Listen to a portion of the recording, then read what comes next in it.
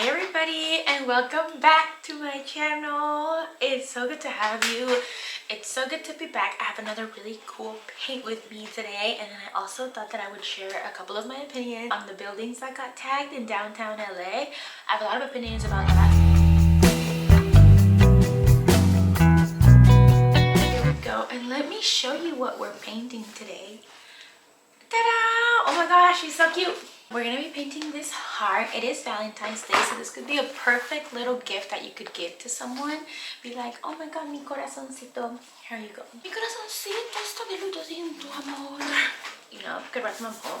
Anyway, I decided to do some like little blooming flowers on top. I'll teach you how to do those, but I also thought that this particular corazon with the yellow background would look really good as a loteria card. So if you wanted to add like a little number here, like a 33 or a number 11, my favorite number personally, and then write a corazon down here, it would be such a good loteria card. So I also think that this painting in particular, because it's mainly red, it's a really good painting to practice your color mixing with, because we're going to be working with mainly red, but we're going to be taking it really dark, and we're also going to be taking it really light and pink in some spots. So let's go ahead and get started. For your supplies, you're gonna need an 8x10 blank canvas. So I'm gonna move this right here. You're gonna need a pencil so that you can draw out your little corazon. You're going to need any type of paint palette where you can do a little bit of mixing with colors. So I have this kind of big one, but you can use whatever you have. You can even use a paper plate if you wanted. I have a palette knife because this is what I like to blend colors with, but not absolutely necessary. You can just use your brush. Brilliant magenta color. Clearly a little bit of this deep yellow for the background. A mixture between brilliant blue and brilliant umber to darken our red. And to lighten it, we're going to be using a little bit of titanium white alongside with this yellow. This yellow will also help in lightening the red. So I'm going to teach you how to draw a heart in a really quick and simple way. So luckily we have this heart right here. So see, the hard part is this top part. That's where it gets a little bit more complicated. But right here we basically are gonna look for really simple shapes. So if you think about it right here, that's kind of a heart. So we're gonna draw a heart that we know and recognize as well. Then we're gonna go about halfway down and we're gonna come out a little bit of the heart. And we're going to do these wavy baby lines. Okay, we have our little palette.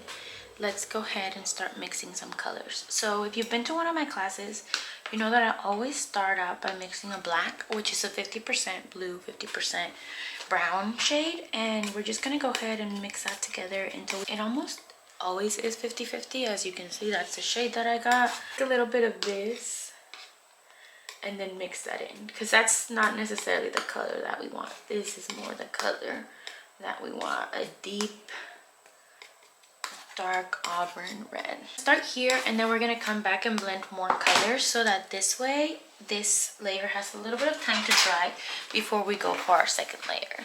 So I'm going to show you this close-up right here, and I'm going to show you where the dark colors are. So the dark colors are underneath these little squiggly lines, underneath both of them.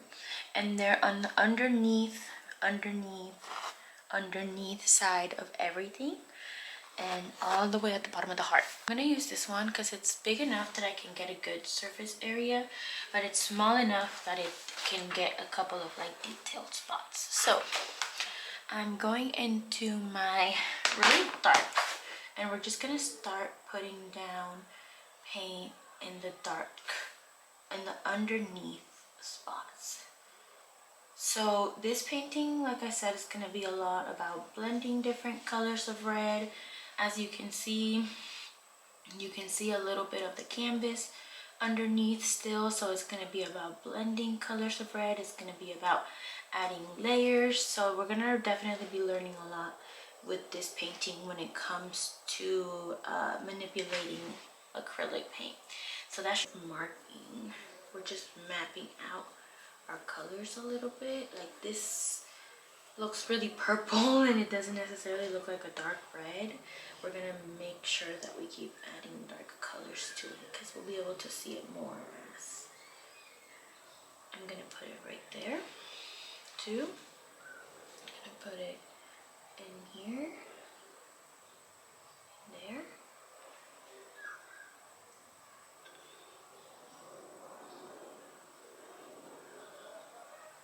And put it there.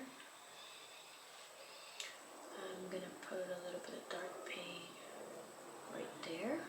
It's right here because there's a little bit of a curve. I'm gonna take a little bit of this dark color and I'm gonna put it over here, and then I'm gonna take a little bit of my red and I'm gonna add it to it. So the color's gonna become more red, but it's still gonna be pretty dark, just like this red. And I'm gonna go ahead and place that color all around the dark spots. So that right there, and then right here at the bottom as well. With this same dark color, you're gonna do right here.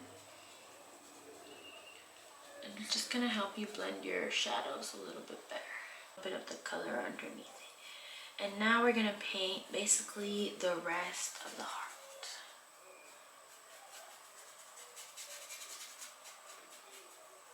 And we're gonna paint the rest of the heart this kind of like mid-tone red. And then we're gonna go back in and kind of lighten up some parts, darken up other parts, but this is going to be our main little heart color. I'm trying to make sure that there's a very distinguishable line between the lighter and the dark, because that's what's going to help give a little bit more dimension to my painting, is those really sharp lines. And right here, up here, if you want. You don't have to fill in the whole little hole, but you can do a little outline. I would even leave the little hole there. So we're gonna go ahead and bring that.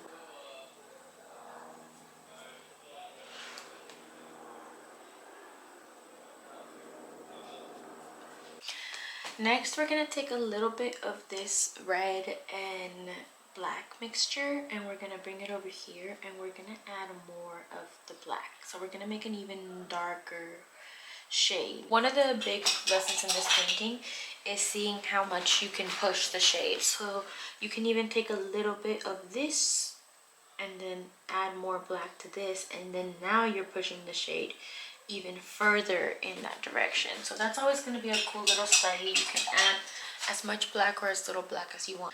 Lighter red that I have right now. Now I'm going to separate a little bit of this darkest shade, and we're going to go into the shadows right here.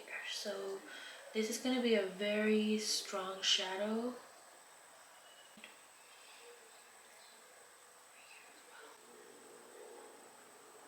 And this is with our darkest red.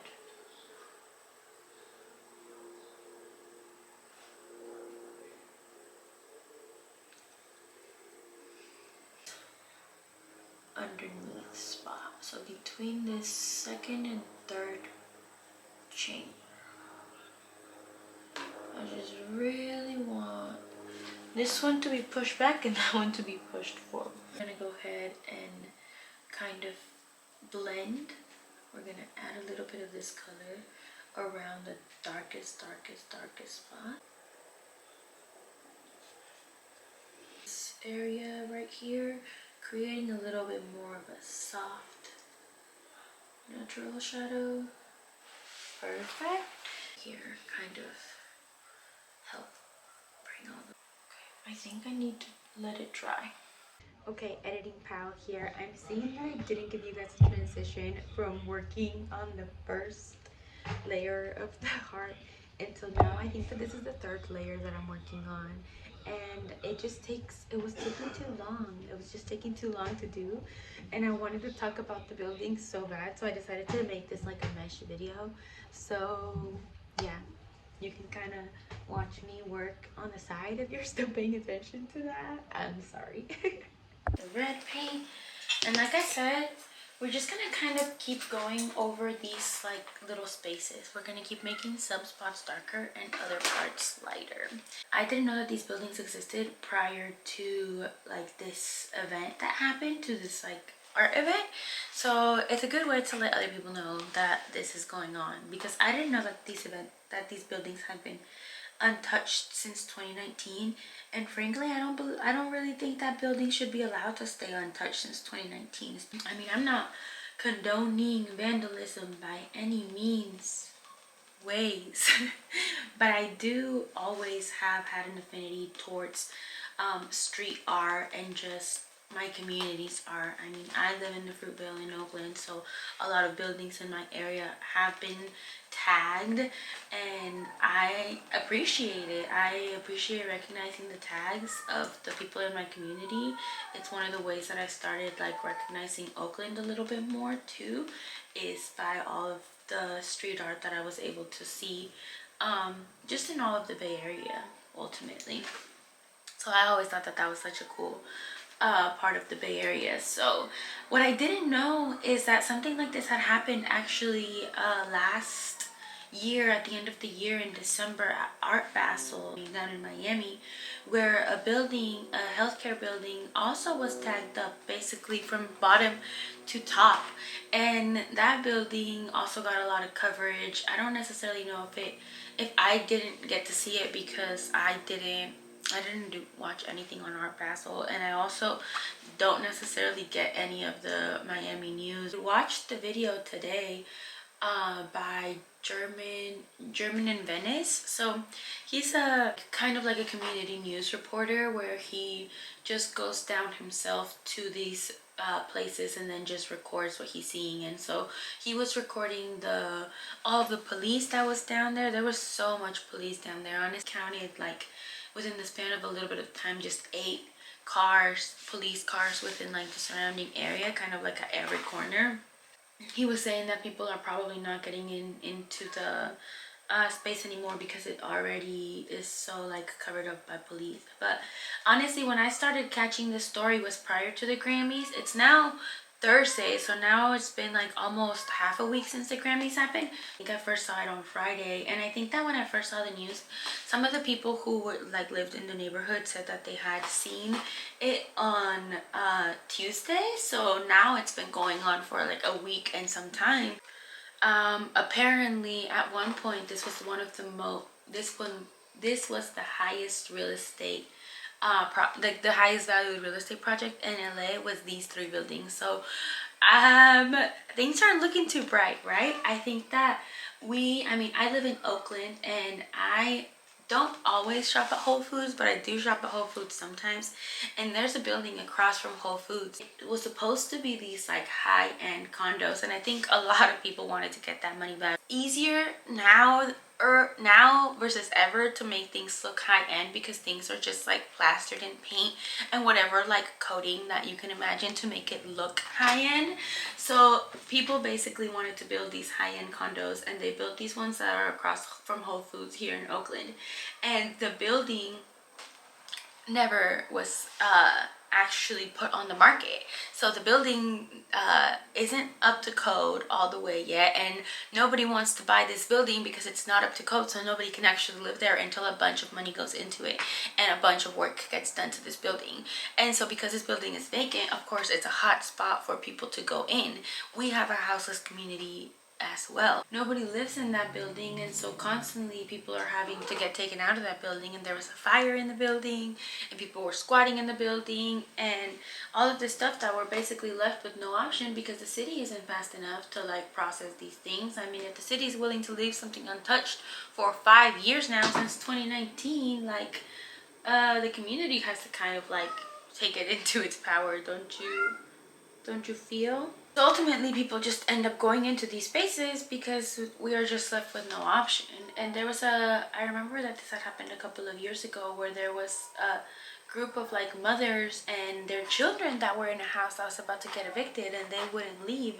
And the city of Oakland, of course, the community went out to the house to stand on the lawn and make sure that they wouldn't get evicted by the city, because the city will act up on our community, but they will not act up on these $1 billion skyscrapers that are untouched for 5 years. So I'm not condoning any type of vandalism, any type of breaking the law, but I personally thought that it was beautiful. When I woke up and I had seen the first post that I saw on TikTok, there had only been 27 floors tagged, and I was obsessed. I was like, this is so cool. Like, so proud of my artist community. Like, I mean, I'm not a graffiti artist, I had nothing to do with that, but basically I'm just so proud when the artist community, like, one, gets together and like does something. I think that I didn't know that the one in Miami had happened, so knowing that it happened in Miami and in LA, knowing that it happened before really big money moving events almost with Art Basel and with the Grammys, I mean, to say that I am impressed by what our community is doing right now would be, I mean, I want to have a bigger word for it. One of the ways that I got into art was through recognizing graffiti artists in the Bay Area. I had my own little black book, a lot on lettering. I worked a lot on like having like a specific like tag, and I never got confident enough to actually tag any kind of like public space because I was not that talented with my lettering skills. I'll look through the videos and I'll post whichever one was my favorite here. I loved the one that said like living or forever living crazy. That one was the first one that called out to my attention, and I was like, ah, I just love it so much. Let me know what your thoughts were on it, if you were also as impressed by it as me, if you liked it. Honestly, I feel like it would be cool to learn how to tag legally. It would be cool to learn how to spray paint and be able to draw with spray paint, especially as I like work on more murals in the future. I've worked on a couple of murals in the past, and I know that adding spray paint to my reservoir of things that I can do will only like improve what it is that I do. So here we have our little corazon. Like I said, I'm gonna turn this one into a loteria card. So let me pull up a loteria card here on my iPad.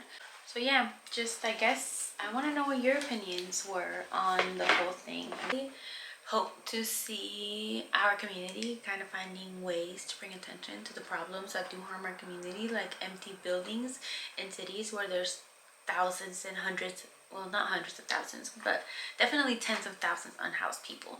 So I just think that it was a cool move on the artist's behalf, and I just wanted to put in my 2 little cents on the fact that I thought that it was a cool move. All of the art will be removed, but it hasn't been removed yet, and people have been getting more creative in where they're putting their tags, and the buildings look awesome. I wish I was in LA so that I could see them, because that would be so cool. Yeah, I hope you enjoyed this video. Let me know what you thought down below. See you guys next time. Extra thank you to my patrons. My patrons, you rock this house down. I'm gonna be living in this right here.